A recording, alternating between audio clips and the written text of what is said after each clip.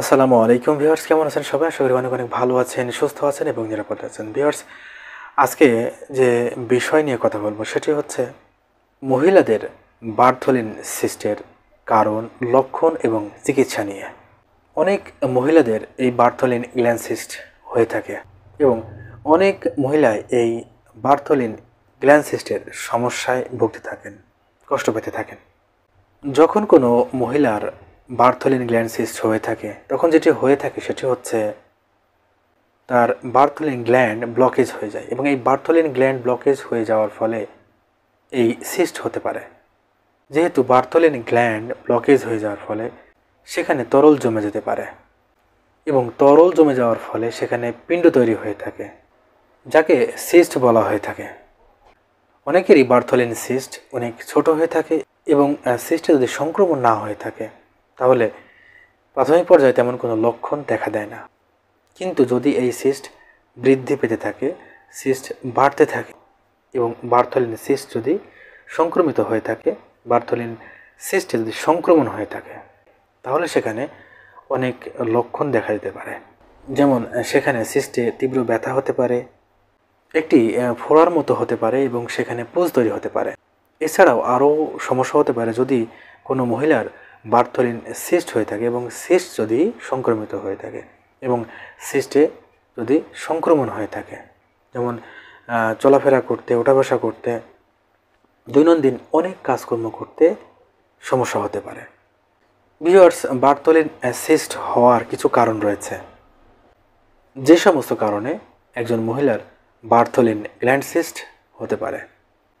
এক্ষেত্রে বয়সের দিকে যদি বলতে হয় তাহলে একজন মহিলার 20 থেকে 40 বছরের ভিতরে যে সমস্ত মহিলাগণ রয়েছেন সেই সমস্ত মহিলাগণের ভিতরে এই বার্থোলিন গ্ল্যান্ড সিস্ট হওয়ার সম্ভাবনা অনেক বেশি থাকে এবং মেনোপজের পরবর্তী সময়ে এই বার্থোলিন সিস্ট হওয়ার সম্ভাবনা অনেক কম থাকে। এবং এই সময় যদি কোনো মহিলার যদি এই ধরনের কোনো সমস্যা দেখা যায় তাহলে অবহেলা না করে দ্রুত একজন চিকিৎসকের শরণাপন্ন হওয়াটা একান্ত এবং বিশেষ জরুরি। এখন যেসব কারণে বার্থোলিন গ্ল্যান্ড সিস্ট হতে পারে, অর্থাৎ একজন মহিলার বার্থোলিন গ্ল্যান্ড সিস্ট হতে পারে, প্রথমত বলতে গেলে জীবাণুর সংক্রমণ, অর্থাৎ জীবাণুর সংক্রমণের ফলে এই বার্থোলিন গ্ল্যান্ড সিস্ট হতে পারে একজন মহিলার। এরপরে বলতে গেলে যে কোনো মহিলার যদি যোনির ভালভার অঞ্চলে কোনোভাবে আঘাত লেগে থাকে তাহলে কিন্তু এই আঘাত লাগার ফলে এই বার্থোলিন গ্ল্যান্ড সিস্ট কিন্তু হতে পারে।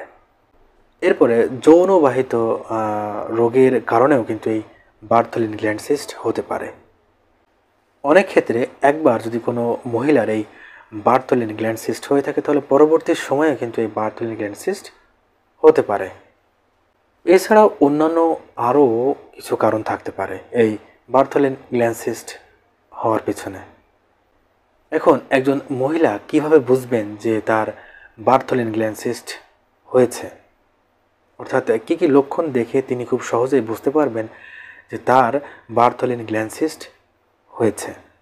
প্রথমত, একজন মহিলা যদি তার যোনিপথের এক পাশে কিংবা উভয় পাশে কোনো পিণ্ড আকৃতির কোনো কিছু দেখতে পান এবং এর ভর যদি তিনি অনুভব করেন তাহলে তার বার্থোলিন সিস্ট হতে পারে, যেহেতু এর আগে এই সমস্যা তার ছিল না।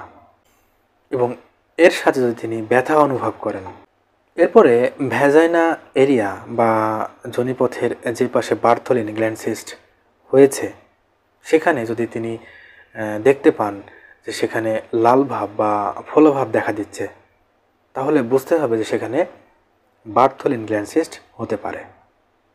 সাধারণত সিস্ট যদি সংক্রমিত হয়, বার্থোলিন গ্ল্যান্ড সিস্টে যদি সংক্রমণ দেখা দেয় তাহলে কিন্তু এই ধরনের সমস্যাগুলো হয়ে থাকে। এর পাশাপাশি সেখানে তীব্র ব্যথা থাকার ফলে ওঠা বসা করা, চলাফেরা করা এবং দৈনন্দিন নানা কাজকর্ম সমস্যা তৈরি হতে পারে। অনেক সময় সিস্ট সংক্রমিত হলে, সিস্টে সংক্রমণ হলে সেখানে পুঁজ তৈরি হতে পারে।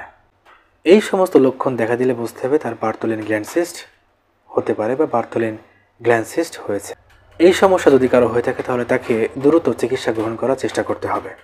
ভিউয়ার্স, ভালো থাকবেন, সুস্থ থাকবেন এবং নিরাপদে থাকবেন এবং আয়ান হোমিও ক্লিনিক এই চ্যানেলটির সাথে থাকবেন এবং চ্যানেলটিকে অবশ্যই সাবস্ক্রাইব করে রাখবেন। দেখা হবে অন্য কোনো নতুন একটি ভিডিওতে।